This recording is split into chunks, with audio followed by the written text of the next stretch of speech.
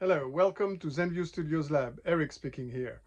A very quick video today about a Yamaha CX630, which worked fine up until last week and was gone bad. It's a very simple repair. I'll detail it on the schematic. Okay, and it's 4 solder joints that were bad on one of the transistors that does the power supply.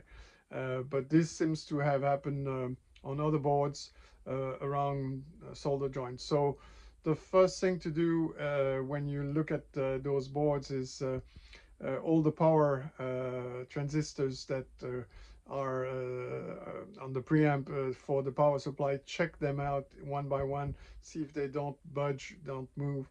That's where it's probably at. Here on the schematic now, and just a picture of the unit. So this is the unit we're talking about. I won't show you the inside because it's not really super interesting. It's on the schematic that we can see where it's at.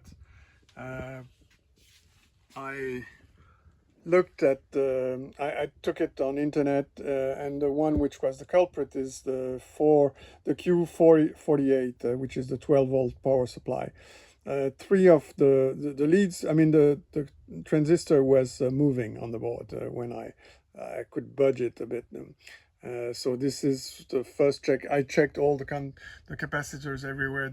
Everything was looking fine. In fact, none of them had a problem. So generally speaking, from what I've read also on internet, it's always around the power supply board that the story is. You see, you have the Q61 also.